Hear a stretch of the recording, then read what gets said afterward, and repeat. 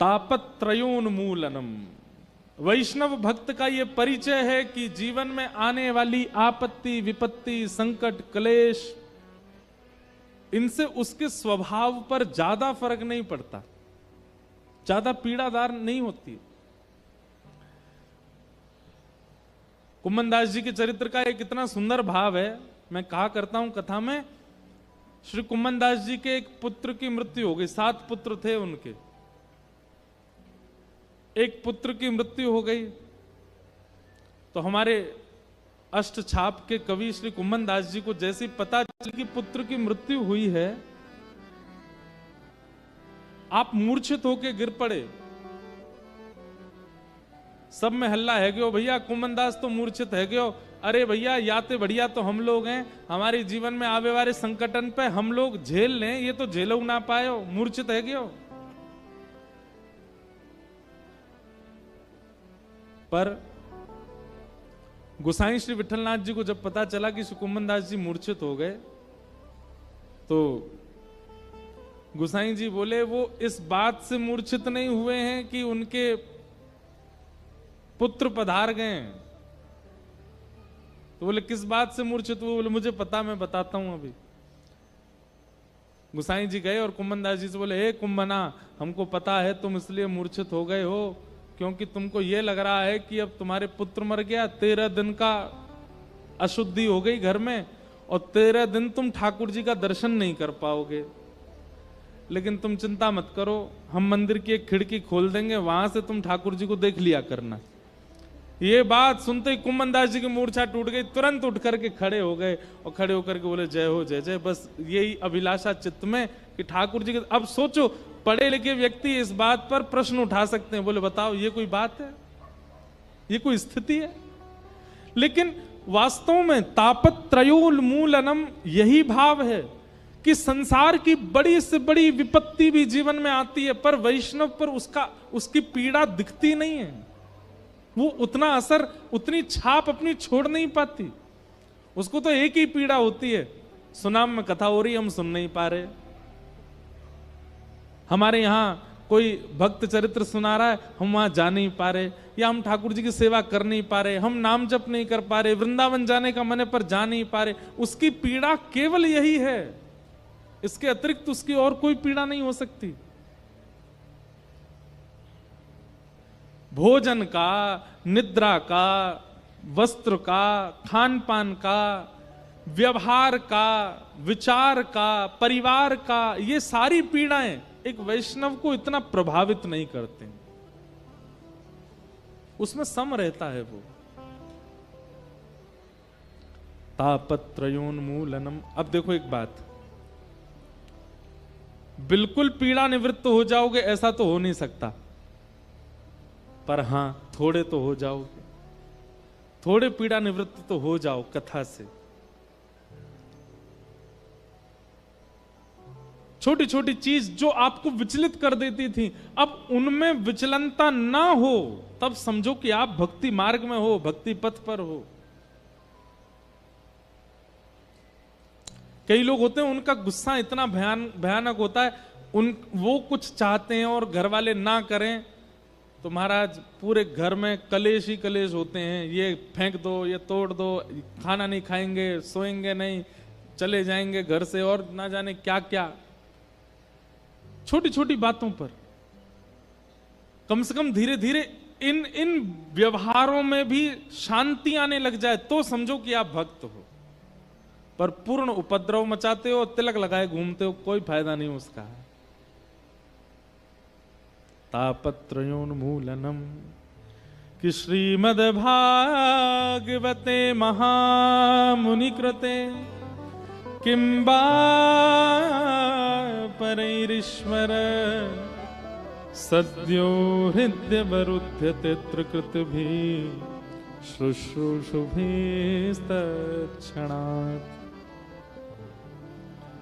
श्रीमद् भागवते महामुनि कृते किंबा परैरीश्वर सद्यो हृदय वरुध्यते त्रिकृतभिः शुश्रूषुभिस्तत्क्षणात्।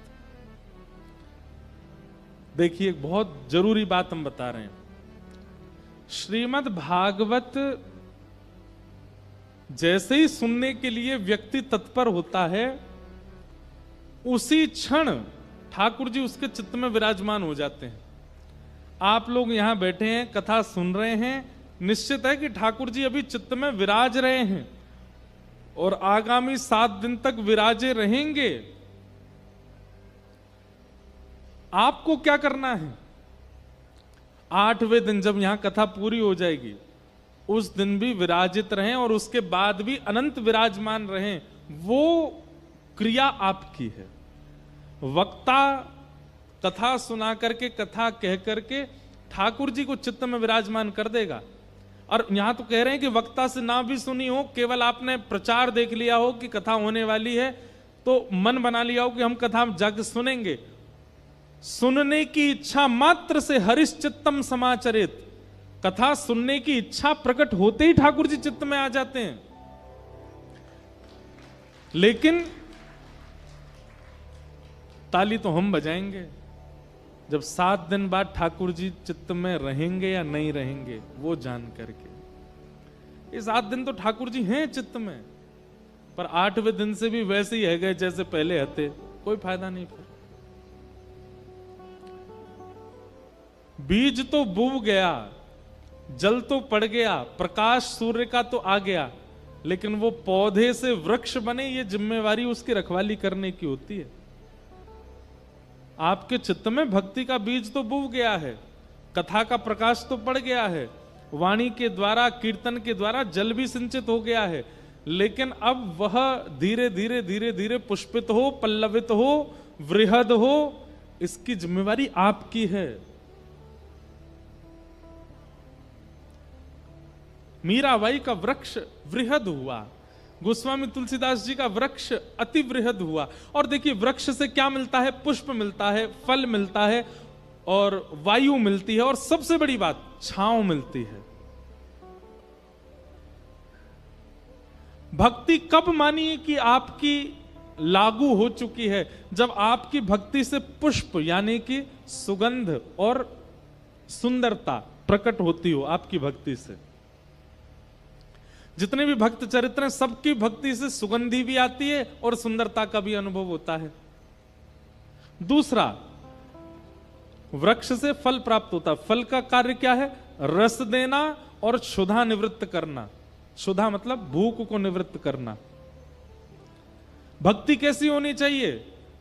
जो संपर्क में आवे उसको रस भी मिले और उसकी जो भूख है, भले ही वो ज्ञान की हो, प्रेम की हो, जिज्ञासाओं की हो, वो सारी भूख निवृत्त हो रही हो उसकी। भूखा व्यक्ति जो होता है ना, बोलता ही रहता है, लेकिन जैसे पेट भर जाता है ना, व्यक्ति को थोड़ी देर के लिए शांति हो जाती है। मतलब आपके संपर्क में आने वाला व्यक्ति आया तो था भूखा, लेकिन आपके संपर्क में आके आपकी भक्ति से यह प्रभाव पड़ा, अब शांत हो गया, अब स्थिर हो गया। तो वृक्ष पुष्प देता है, आपकी भक्ति रूपी वृक्ष से पुष्प प्रकट होना चाहिए। पुष्प में सुगंधी होती है और पुष्प में सुंदरता होती है। दूसरी बात, वृक्ष फल देता है, आपके भक्ति रूपी वृक्ष से फल उत्पन्न होना चाहिए जिसमें रस हो और दूसरे की भूख निवृत्त करने की सामर्थ्य हो। और तीसरा, वृक्ष छांव देता है। संसार की अनंत विपदाएं हैं जो हर मानव के ऊपर आती जा रही हैं। जैसे दोपहर में सूर्य की प्रकाश में व्यक्ति विचलित होता है, ऐसी संसार में दुनिया भर की पीड़ाएं जीवन में आ रही हैं। लेकिन आप एक भक्त हैं और आपके आश्रय में अत्यंत पीड़ित व्यक्ति आया तो उसको ऐसी शांति होने लगी जैसे भयंकर धूप में कोई वृक्ष के नीचे खड़ा होकर के शांति प्राप्ति करता है। आपके आश्रय से उसको शांति का अनुभव होने लग जाए, छांव का अनुभव होने लग जाए।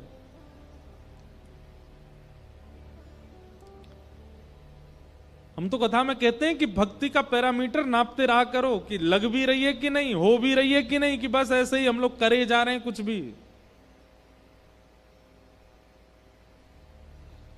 पुष्प फल वृक्ष, पुष्प फल छांव, और चौथा वायु। वायु से क्या होता है? जीवन मिलता है। आपके संपर्क में आने वाले व्यक्ति को,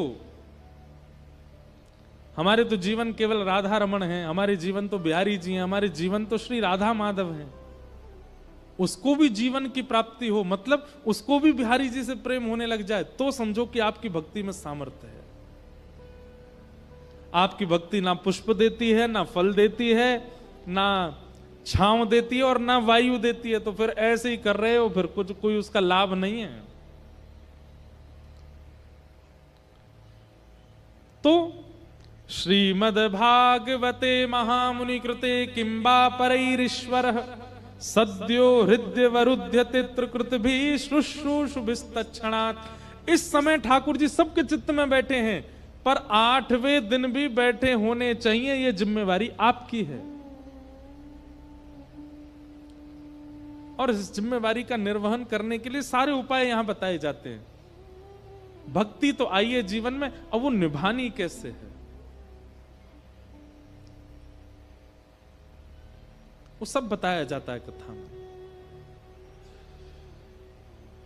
ऐसी श्रीमद् भागवत की कथा जिसके श्रवण की इच्छा मात्र से हरि चित्त में आ जाते हैं। श्रीमद् भागवत जी का तृतीय मंगलाचरण, ये 2 मंगलाचरण हो गए, अब तीसरा।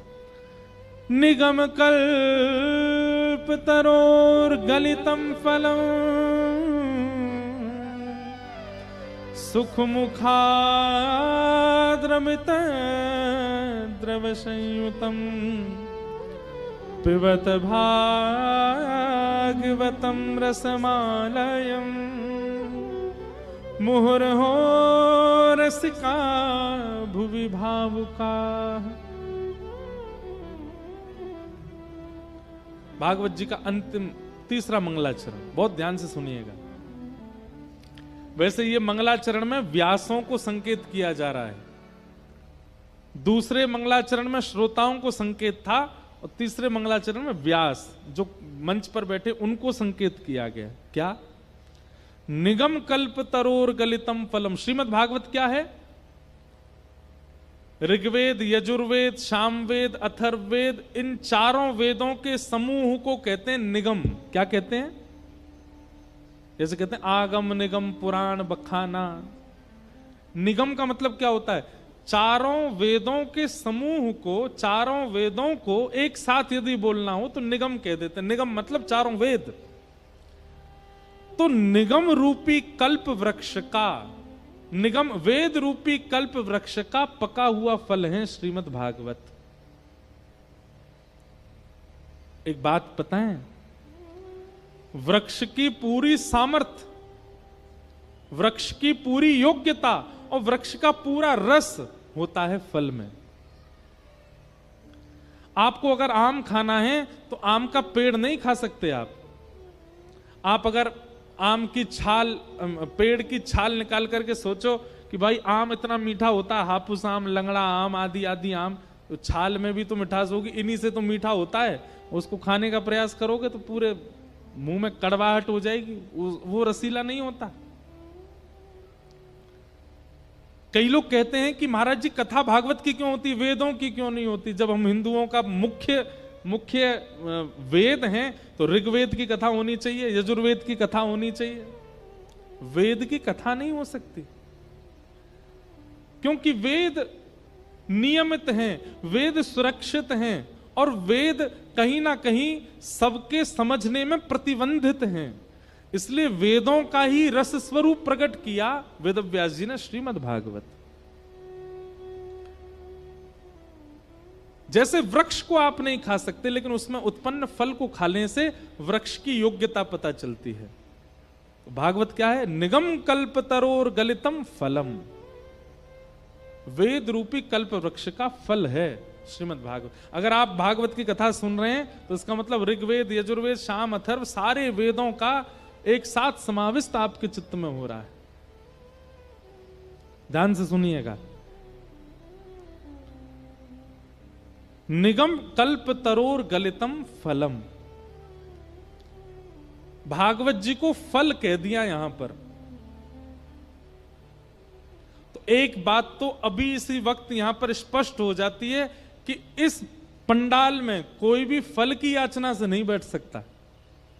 मुझे पुत्र चाहिए, मुझे पुत्री चाहिए, मुझे व्यापार चाहिए, या मेरा घरवार अच्छा हो जाए, या ये हो जाए, पल्ली गली वाली तो मेरो ब्याह है जाए, पल्ले गली वाले तो मेरो ब्याह है जाए, ऐसी ऐसी कामनाएं लेकर के युवा आते हैं कथाओं में। क्या बताएं क्या क्या मांगते हैं। महाराज जी ऐसा कोई मंत्र बताइए। मैंने कैसा? बस जिसको हम चाह रहे हैं वो हमें मिल जाए।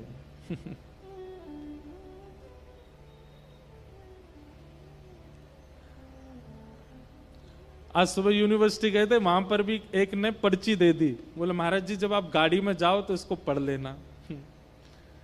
और उसमें भी यही ऐसी कोई बात लिखी थी, वो तो नहीं बताऊंगा मैं।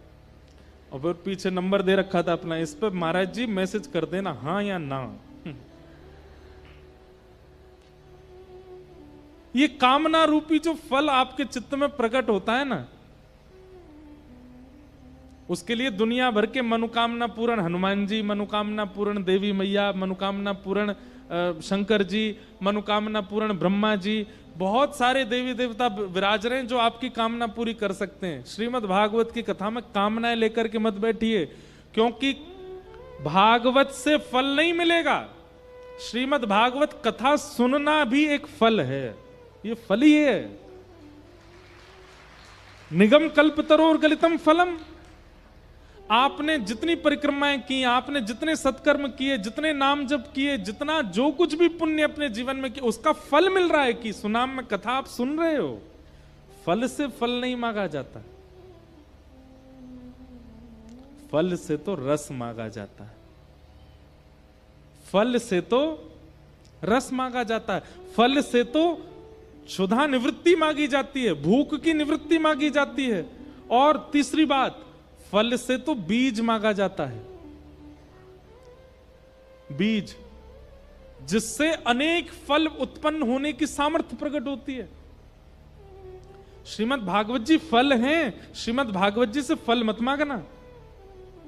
कई बार कथाओं में क्या होता है, बूढ़ी बूढ़ी माता जी आती मंच पे, महाराज जी जी सेब दे देंगे, बोले इसको ना चौकी के नीचे धर दो। यहां पे भागवत जी की जो चौकी होती है उसके नीचे धर जाती हैं। फिर 7वें दिन आती हैं, महाराज जी वो हमने इसमें फल रखा था वो दे दो। तो एक जगह मैंने देते समय पूछ लिया, मैंने कि मैया अब इससे क्या होगा? बोले अपनी बहू को खिलाऊंगी, फिर हमारे घर लाला होएगा। मैंने कहा आपने ये फल रखते समय ये मांग लिया होता कि हमारे घर ठाकुर जी आएंगे, तो इस फल से ठाकुर जी आ जाते। ये तो कभी नहीं मांगा आपने। उससे भी मांगा संसारी। भागवत जी के इतने पास आकर के भी, बिहारी जी के इतने सन्निकट जाके भी मांग क्या रहे? संसार। ठाकुर जी को ही मांग लिया होता, पर नहीं। इसलिए एक बात हम पहले ही आप सबको प्रमाणित कर देते हैं, अगर कोई फल की कामना से कथा सुन रहा हो कि उसका ये काम बन जाएगा उसका, तो भैया आप गलत एड्रेस पे आए हो, कहीं और जाइए। हम पहले ही आपको संकेत कर रहे हैं, सावधान कर रहे हैं, यहां ये कामना पूरी नहीं होने वाली आपकी फल वाली। क्योंकि आप जो कथा सुन रहे हैं ये भी तो फल ही है, ये फल ही मिला है आपको। आज मंच पर बिहारी जी के गोस्वामी विराज रहे हैं, हमारे चित्र विचित्र महाराज जी विराज रहे हैं, ब्रज के श्रेष्ठ जन सब एक मंच पर बैठे हैं। ये फल है या इससे फल मांगोगे? ये फल ही तो है, ये आपके पुण्य कर्म ही तो हैं कि एक साथ ब्रजमंडल के इतने वैष्णव जन एक स्थान पर एक साथ दर्शन दे रहे हैं।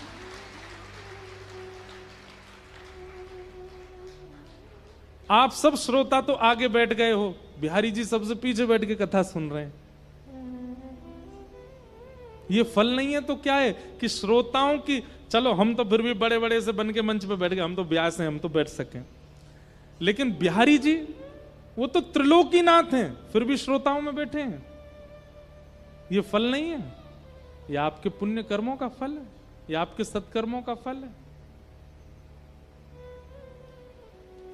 फल से फल नहीं मांगा जा सकता, फल से तो रस मांगो, और रस कौन? रसो वैशः। श्री कृष्ण कौन है? जो रस के समूह, जैसे फल कहीं से भी स्पर्श कर लो, कहीं से भी उसको चख के देख लो, सब जगह रसीला होता है, ऐसे श्री कृष्ण भी रस हैं। वो बोलेंगे तो रस, देखेंगे तो रस, सुनेंगे तो रस, सुनाएंगे तो रस, चलेंगे तो रस, बैठेंगे तो रस, लेटेंगे तो रस।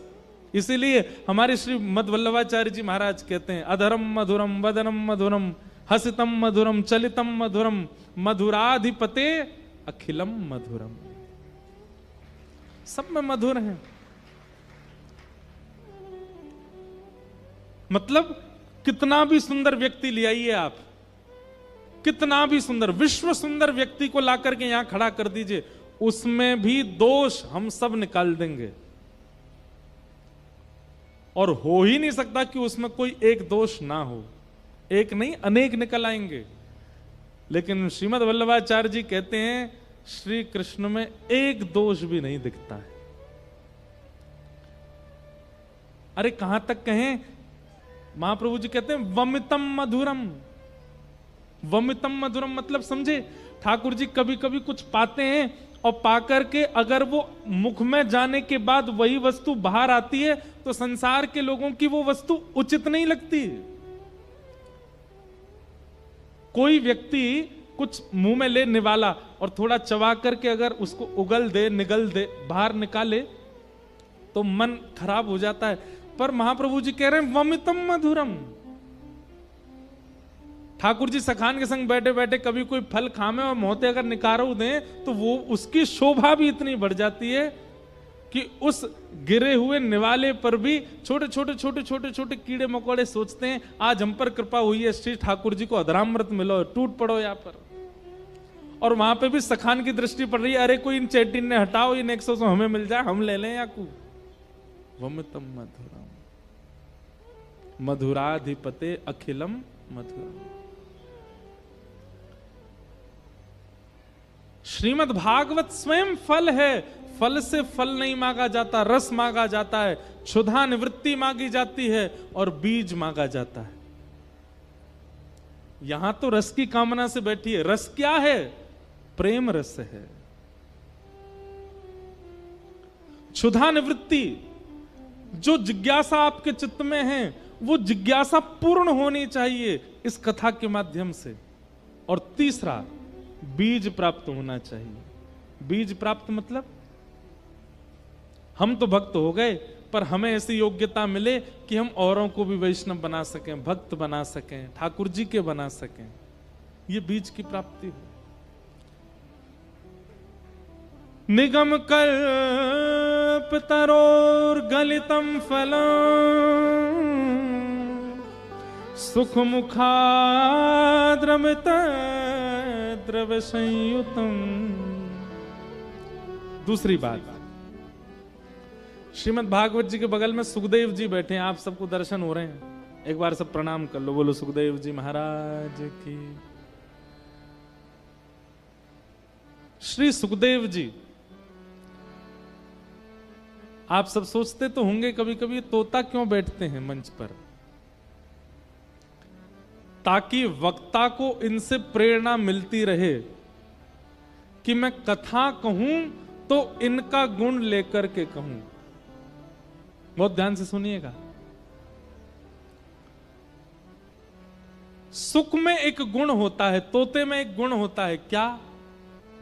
कि वो वृक्षों में सुंदर फल ढूंढ करके उसमें मुख लगा करके उसके रस को लेता है, और फल में यदि कहीं भी कसैलापन होता है तो तोते के मुख लग जाने से वो मीठा हो जाता है। और उस फल को यदि कोई ले जाता है तो वो भी बड़े चाव से उस रस को ले लेता है, खूब मीठा हो जाता है फल। वक्ता को सुख की तरह व्यास मंच पर बैठना चाहिए। श्रीमद् भागवत रूपी फल सामने हैं, इनमें इनके सुंदर भावों को मुख में लेकर के रस लेता रहे, और सामने जितने सारे लोग बैठे इन सबको भी वह रस देता रहे। मतलब वक्ता स्वयं रस में पहले डूबे, फिर दूसरों को डुबावे। पहचान होती है फल की। अगर तोते का मुख लगा है तो मीठा ही होगा। वक्ता तोता बन करके बैठे, फल को रसीला करे, वो पहले से ही रसीला है। उसके रस को स्वयं लेकर के सामने जितने लोग हैं सबको पिरो दे, सबको उसमें डुबो दे। सुख मुखाद अमृत द्रव संयुतम। और फिर अगली बात कही जा रही है, पिबत भागवतम रसमालयम। भागवत की इस रस कथा को सुनो मत, क्या कहते हैं, पियो।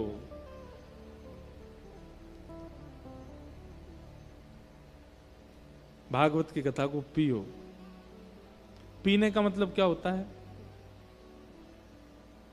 सुनी हुई बातें भूली जा सकती हैं, सुनी हुई बातें विस्मृत हो सकती हैं, पर पिया हुआ रस वो भीतर जाता है और असर दिखाता है।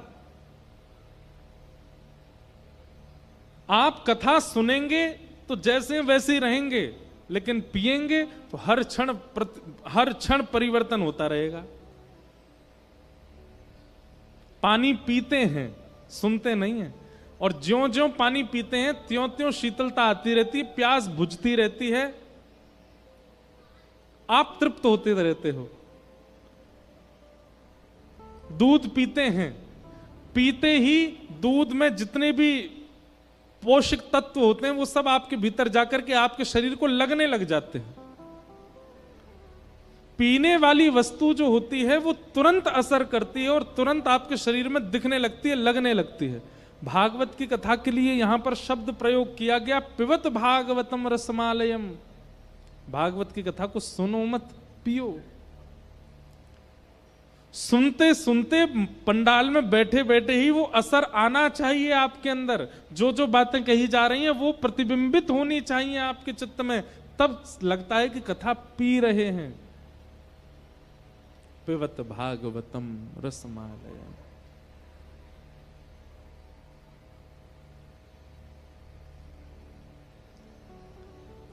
मोहर हो रसिका भुवि भाव का। और कितना पिए? बोले निरंतर पीते रहो। मोहर हो, जब तक आपकी प्यास बुझ ना जाए, क्योंकि ये प्यास ऐसी है कभी बुझेगी भी नहीं, तब तक पीते ही रहो, पीते ही रहो, पीते ही रहो। कोई कहे कि मैंने तो भागवत की कथा सुनी है, मैंने तो एक कथा सुनी, दो कथा सुनी, चार कथा, आपने फिर सुनी नहीं, क्योंकि कथा सुनने के बाद भी इस संसार के व्यवहार में आप व्यवस्थित हो, इसका मतलब कथा सुनी नहीं है। कथा श्रवण के बाद तो स्थिति ऐसी हो जाएगी, फिर जित देखूं उतित श्याममयी है, जिसको देखोगे उसमें ठाकुर जी या कोई गुण दिखने लग जाएगा। सब स्थिति में प्रसन्न रहने लग जाओगे, कोई चिंता नहीं, कोई ममता नहीं, कोई किसी भी प्रकार का अन्य कोई व्यवहार चित्त में फिर टिक नहीं पाएगा। सब स्थिति में व्यवस्थित हो जाओगे। पिबत भागवतम रसमालयम। मोहर हो रसिका भुवि भावुका। पीते रहो। श्रीमद् भागवत में पृथु महाराज का चरित्र आता है। पृथु महाराज कहते हैं कि हे नाथ, कृपा करके मुझे सहस्त्र कान दे दो। ये 2 कान आपकी कथा सुनने के लिए बहुत कम है ठाकुर जी, इतने कान दे दो, रोम रोम में कान प्रकट कर दो, ताकि मैं आपकी इतनी कथा सुनूं, इतनी कथा सुनूं, बस सुनता रहूं। बंधुओं, अगर कथा सुनने का एक बार मन बन गया, चस्का लग गया, आप जीवन के अंतिम समय तक नहीं छोड़ पाएंगे। हमारे श्री हनुमान जी महाराज के हनुमान चालीसा में उनको लड्डू प्रिय ऐसा कहीं नहीं लिखा, उनको अकौआ के पत्र प्रिय ऐसा कहीं नहीं लिखा। हनुमान चालीसा में श्री हनुमान जी महाराज को मंगलवार के दिन चोला चढ़ाओ ऐसा कहीं नहीं लिखा, पर हनुमान चालीसा में लिखा है, प्रभु चरित्र सुनवे को रसिया, राम लखन सीता मन बसिया। मैं तो एक बात कहता हूं अपने श्रोताओं से कि भैया बिहारी जी के सामने जाओ, राधा रमण जी के सामने जाओ, राधा वल्लभ जी के सामने जाओ, सुंदर सुंदर गीत सुना करके आओ, सुंदर सुंदर भाव सुना करके आओ। पर श्री हनुमान जी के सामने जब जाओ तो एकांत में कहीं कोने में बैठ करके सुनी हुई वैष्णवों की कथा सुना करके आओ। आप लड्डू का भोग ले जाते हैं, आप चोला चढ़ा के आते हैं, आप अकुआ के पत्र चढ़ा के आते हैं, राम नाम राम राम लिख लिख करके बहुत कुछ अर्पित करते हैं। एक बार हमारे कहे से हनुमान जी महाराज के मंदिर परिसर में पीछे कहीं कोने में बैठ करके और कोई चरित्र सुन लीजिए भागवत कथा का और जाकर के सुना दीजिए हनुमान जी को। आप अनुभव करेंगे श्री हनुमान जी महाराज इतने प्रसन्न हो जाएंगे, आपके जितने काम रुके पड़े होंगे, जितने आर्त आपके ऊपर आ गए होंगे, हनुमान जी कहेंगे भैया जी कथा सुनावे आवे, बात तो सुन ले करो पहले पूरी, पहले ही ताली बजा दें। हनुमान जी महाराज कहेंगे भैया जे कथा सुनावे आवे, ये व्यास जी हैं हमारे, इनके जीवन में कोई बाधा नहीं रहे ताकि ये रोज आते रहे, रोज कथा सुनाते रहे, इसलिए इनके सब जितनी पीड़ाएं सब दूर करो। प्रभु चरित्र सुन वे को रसिया। कभी जाइए श्री हनुमान जी के मंदिर में, मंगलवार के दिन खूब भीड़ होती है, कोने में बैठ जाओ, दर्शन भी मत करो, कोने में बैठ करके और श्री हनुमान जी महाराज से नेत्र बंद करके एक ऐसा कनेक्शन से बना के और कोई चरित्र सुना दो, मीराबाई का चरित्र सुनाओ, नरसिंह मेहता का चरित्र सुनाओ, भागवत की कोई कथा यहां सुन करके गए, आज एक चरित्र सुना, जाके सुना दो हनुमान जी को। हनुमान जी को बहुत प्रिय है। अच्छा एक बात बताएं आपको,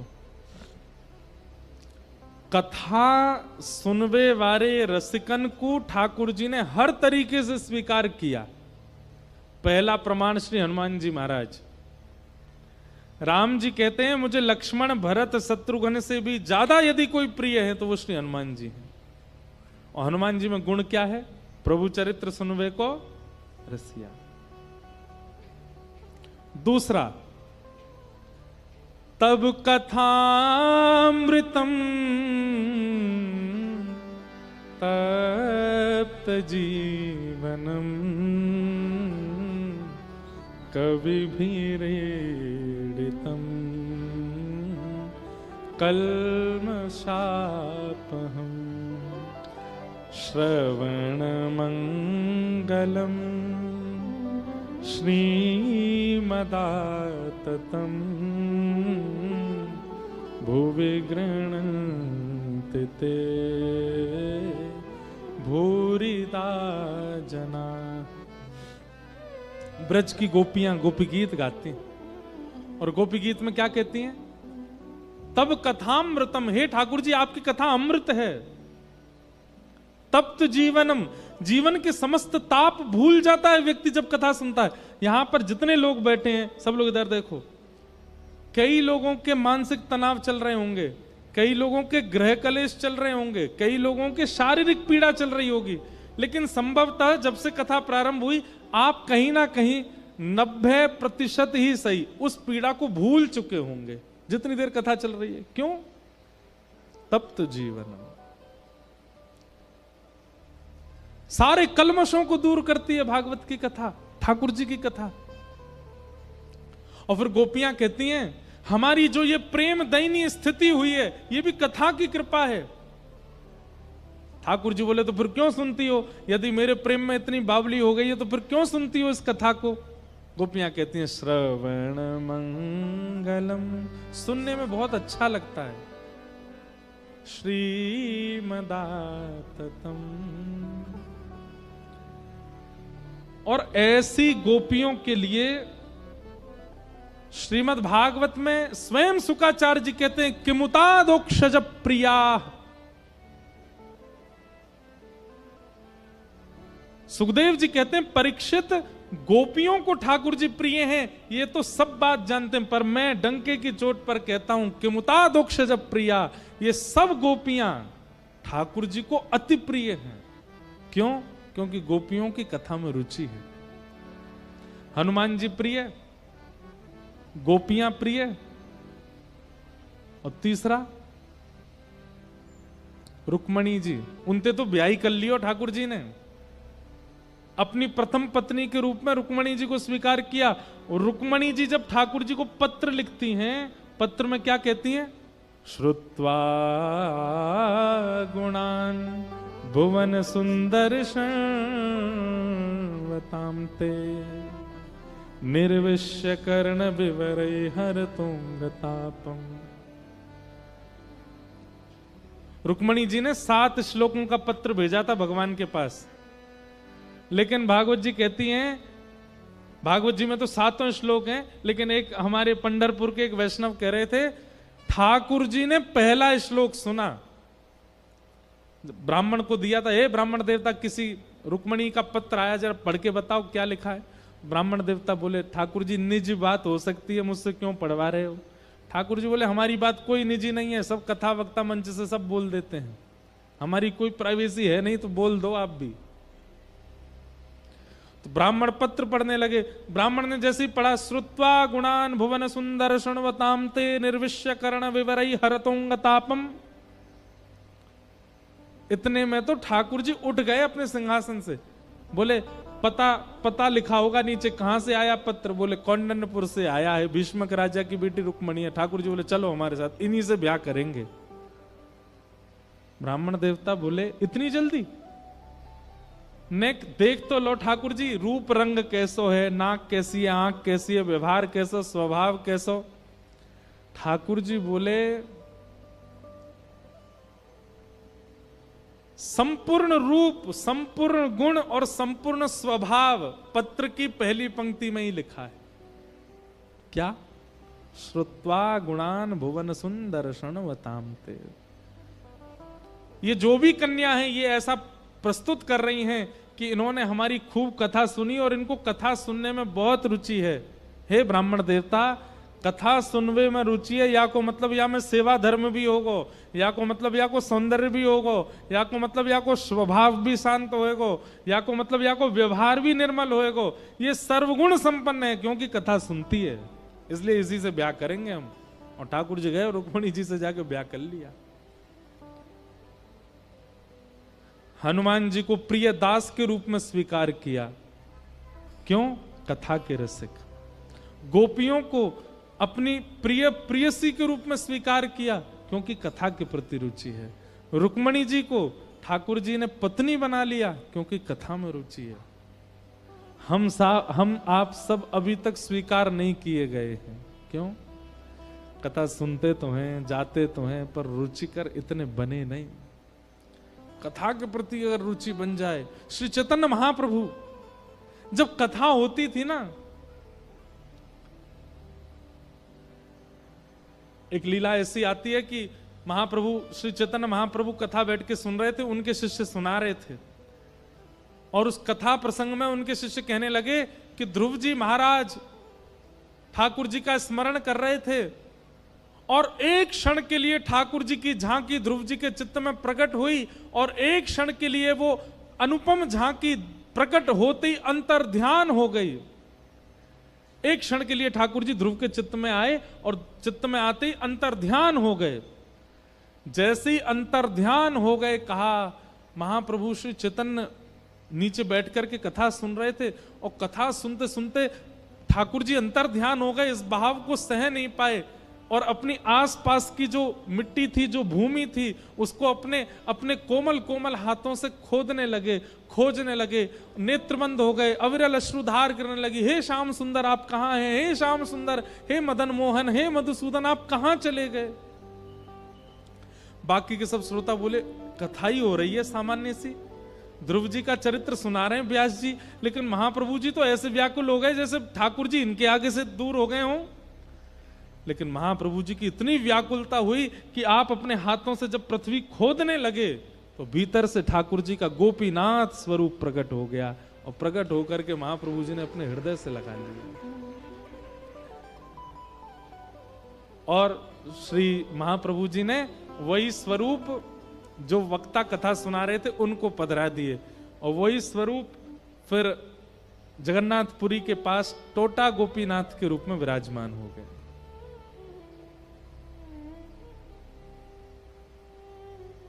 बंधुओं, कथा आपको लगता है कि केवल पंडाल लग गया, लाइट लग गई, मंच बन गया, एसी लग गए, टीवी लग गई, एलईडी लग गई, माइक लग गया, संगीतकार आ गए, व्यास जी बैठ गए, कैमरा लग गए, लाइव चालू हो गई कथा। एक कथा का एक स्थान पर जब सुनिश्चितकरण होता है ना जाने कितनी दैविक शक्तियां वहां आकर के विराजमान हो जाती हैं, न जाने कितनी देवी देवता आकर के वहां आकर के कथा का श्रवण करते हैं। ये तो भागवत जी प्रमाण देती हैं इस बात का। उस समय यदि कोई भाव विह्वल होकर के कृष्ण की प्राप्ति के भाव में आ जाए तो भैया, अब तक मैं कथान में कहो करता हूं कि अगर ठाकुर जी मिलेंगे तो 2 जगह मिलेंगे, या तो यमुना जी के तट पर या गिरिराज जी की तलेटी में। लेकिन आज फिर कह रहे हैं 3 जगह मिलेंगे, या तो यमुना जी की तट पर, गिरिराज जी की तलेटी में, या भागवत की कथा में मिल जाएंगे। लेकिन कोई उस श्रोता की स्थिति में बैठ करके सुने तब, नहीं तो नहीं। कन्हैया कन्हैया पुकारा करेंगे, लताओं में ब्रज की गुजारा करेंगे। कन्हैया कन्हैया पुकारा करेंगे, लताओं में ब्रज की गुजारा। देखो ठाकुर जी ने हमको 2 हाथ काहे को दिए? सारे काम एक हाथ से किए जा सकते हैं, और जिनके पास एक ही हाथ होता है वो भी दुनिया में जीते हैं।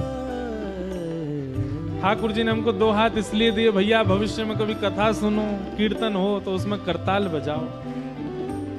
लेकिन हमें ऐसा लगता है कि सुनाम वाले जो हैं, इनको लगता है हर ताली पे 10 रुपया लिया जाएगा इनसे, इसलिए इतनी कंजूसी करते हैं बजाने में। और सुनो, ये बेताल ताली नहीं बजानी है, ताल में बजानी है ये।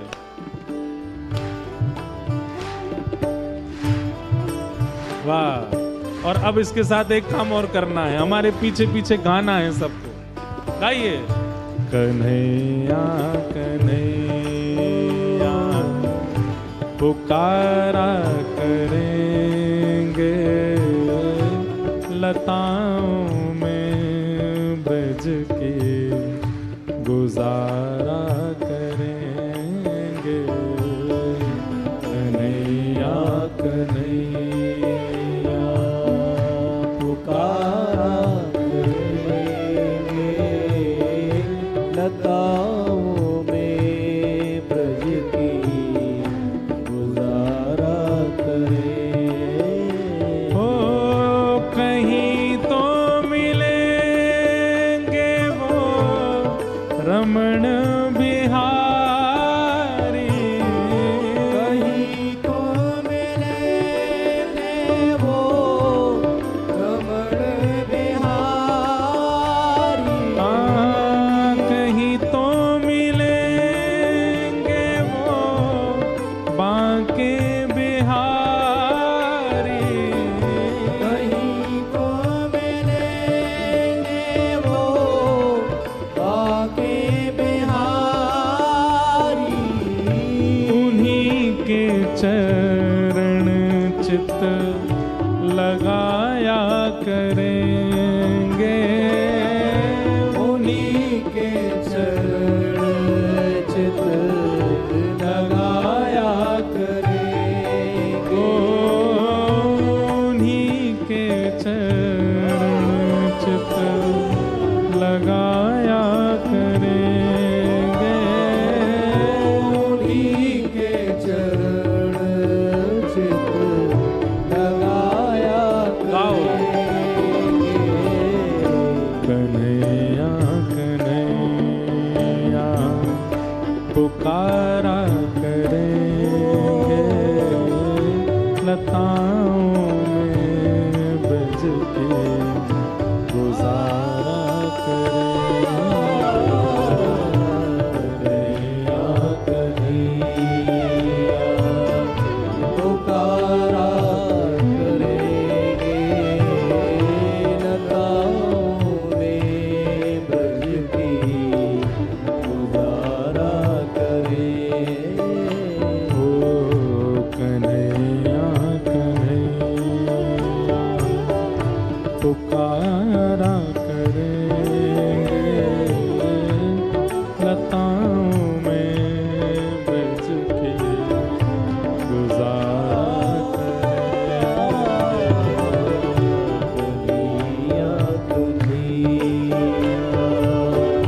पुकारा करेंगे लताओं में बज के। बोलो वृंदावन बिहारी लाल की जय हो।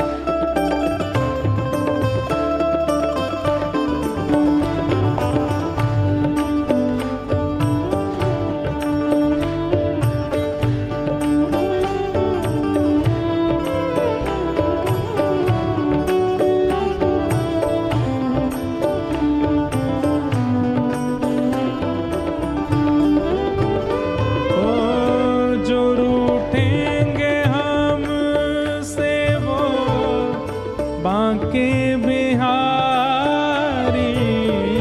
जो रूठेंगे हमसे वो बांके बिहारी।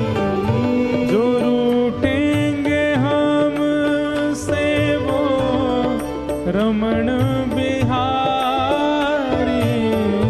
जो रूठेंगे हमसे वो रमण बिहारी। चरण पड़ उन्हें हम मनाया करेंगे। चरण पड़ उन्हें मनाया करेंगे। चरण पड़ उन्हें हम मनाया करेंगे। चरण पड़ उन्हें हम मनाया करेंगे। कन्हैया कन्हैया पुकारा करेंगे लताओं में बज के गुजारा कन्हैया कन्हैया पुकारा करेंगे लताओं में बज के गुजारा करेंगे। ओ बना करके हृदय में हम प्रेम मंदिर।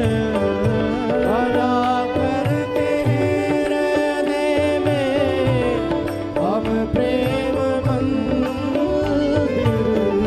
बना करके हृदय में हम प्रेम मंदिर। बना करके हृदय में हम प्रेम मंदिर। ओ वहीं उनको झूला झुलाया करेंगे। वहीं उनको झूला झुलाया करेंगे। वहीं उनको झूला झुलाया